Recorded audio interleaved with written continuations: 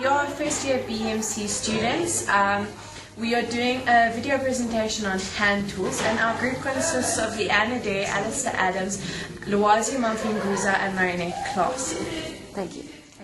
Hello guys, my name is Luwazi Mamfinguza. I'm going to talk about PPE, personal protective equipment. Use any hand tools. You must make sure you have your proper PPE, your safety gloves, your helmet, safety helmet, your safety goggles, and you must make sure that you are wearing safety shoes with steel toe. A flat pry bar. A flat pry bar is made of heavy-duty steel with nail slots at both ends. The pry bar provides ample leverage to remove nails as easily as well as perform other prying and lifting jobs. One would probably use a pry bar by inserting the flattened edge as leverage against something hard and prying and lifting. This tool is often referred to as a jimmy when used for burgling. A hacksaw is a fine tool with a blade held under tension within a frame. It is used for cutting materials such as wood, metal and plastics. The blade allows for detaching and attaching of different blades, which is an important function since different materials need different types of blades. This is basically how to use an hacksaw. Firstly, you can place the material that you would like to cut on a surface. Then you're going to get a vice grip on the material you would like to cut. This is to ensure that the material does not jump when you start to saw. Then you're going to place the hacksaw on the line that you would like to cut.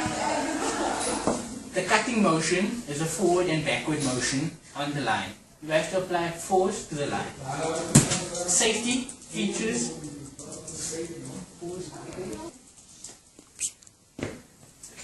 Safety concerns when using a hacksaw is that someone puts their finger underneath where the blade is. This would probably result in amputation of this finger. To ensure maximum safety, you have to ensure that no other person is near to the blade when you are using it to cut the surface. The clamp is made up of two materials, two pieces, the flat frame and the screw. The flat frame has a hole, threaded hole underneath, and then the screw goes inside the threaded hole. This is used to hold two working pieces together, either metal or wood.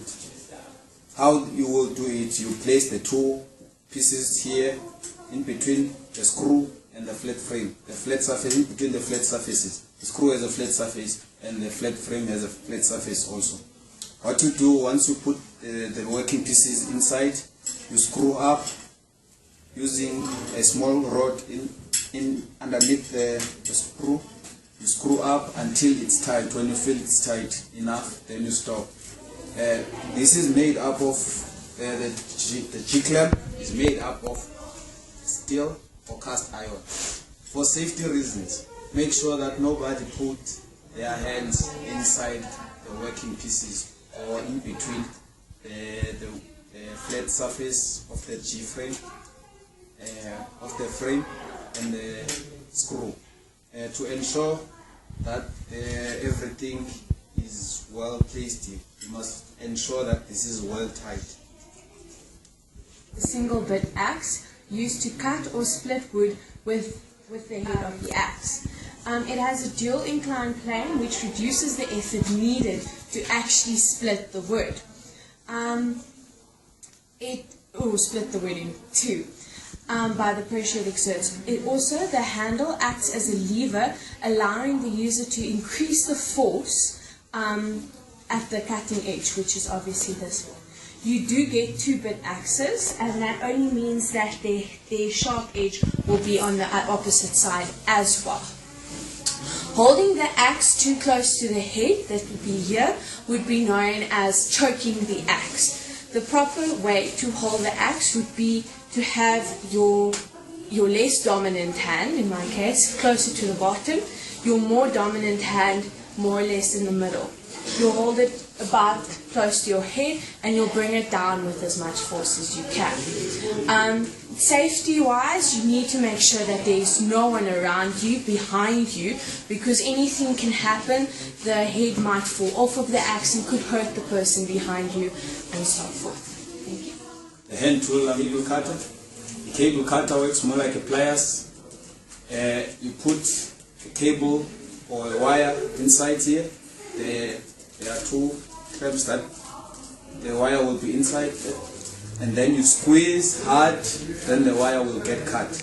There are different wires that you can cut and cables you can cut using this tool, this cable cutter, and it does specify up to which size the cable cutter can cut a cable. So you must ensure that you are using the correct cable cutter for each cable you are cutting. For safety issues, make sure that nobody places their fingers when the cable cutter is open, otherwise their fingers are going to be cut when you are cutting the cable. And also make sure you don't cut live wires with the cable, because with electricity, because most of the cable is made up of steel metal. So the only part that has sort of like a rubber, it's the handles. So you are gonna get electrocuted if you are holding the cable cutter and you are cutting a live wire. The hand tool, it's a sledgehammer. A sledgehammer is made up of flathead and the lever. The lever is supposed to be a bit long, and then the flathead weighs about 5 kgs to 9 kgs. This is used to hit in like very big objects. When you want to free a trapped object that is very big, you use a sledgehammer. A sledgehammer, for safety purposes, you must make sure that there is no one around you for like half a meter or a meter. No one is around you so that you can hit them. And also you must make sure when you are using it, make sure that you don't hurt your back, as this is a very, very heavy piece of a hand tool. And you must also make sure that when you are using it, no one is around you for safety purposes, and you use it mostly to hit in like big objects. Let's say you want to put in a big object on the ground, this is what you will use. And your action, your non-dominant hand will be at the bottom part, the dominant hand almost in the middle, and then your swinging motion, and then you go down. That's how you use this equipment. Is a tool that's designed primarily for the purpose of digging or removing earth or ground. The words shovel and spades are used interchangeably, although a shovel, which is this one, would have a broad bottomed side and isn't as sharp and is for moving loose materials. It's easier than that because of its wider edge. Whereas a spade will be used for digging. This is just a small little spade, also like you would have like your garden spade. Its edge is much more sharper, which is easier for it to actually penetrate the ground in and then to remove the ground also. Safety reasons as well, just make sure nobody is within your working area, because when you are moving the loose dirt, you'll be throwing it. So people could be, you could be throwing people with stones and so forth. And just when you are actually using it, just be aware of making sure your feet are outside of your digging area so that you don't actually use the spade with force and by accidentally hit your foot. This is a cross-cut hand saw or wood saw, consisting of a hard blade, wire or chain, with a toothed edge. In this case, it's a hard metal blade. It is used to cut through relatively hard materials, such as wood. The cut is made by placing the toothed edge, which is this edge over here, against the material and moving it back and forth. This force is applied by your hand. You also get electrical saws, which are powered by electricity, or water, or heat. Not heat. You also get electrical saws, which are powered by electricity and not by your hand.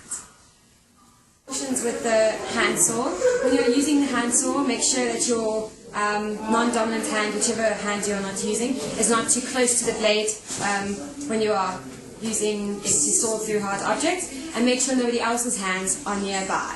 Also make sure that your foot or anyone else's foot, if you're standing on the hard object, to keep it stable when sawing, is nowhere near the sharp edge, because it's very sharp and it will tap. This is a spirit level. A spirit level is an instrument designed to indicate whether a surface is horizontal or vertical. The vowels, here. These vowels, common on most ordinary spirit levels today, have a slightly curved glass tube. Well, this one has a slightly curved glass tube, which is incompletely filled with a liquid, usually a coloured spirit or alcohol, leaving a bubble in the tube. At slight inclinations, the bubbles travel away from the centre position, which is marked.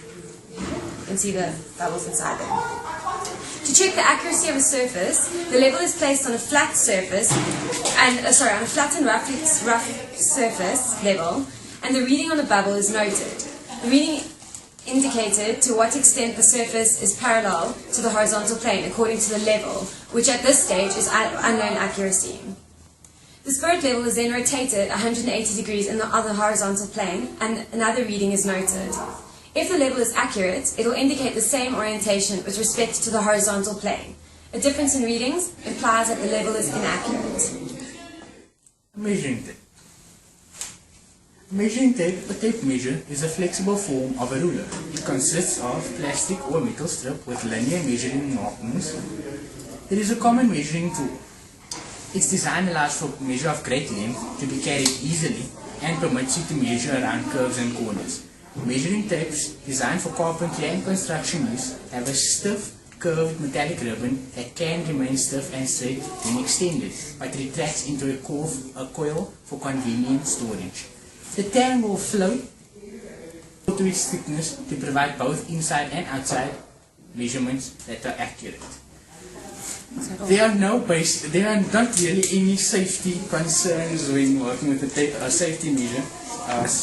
measure, but you have to be careful when the recoil occurs, as you can. This is a hammer. It is a tool meant to deliver an impact on an object.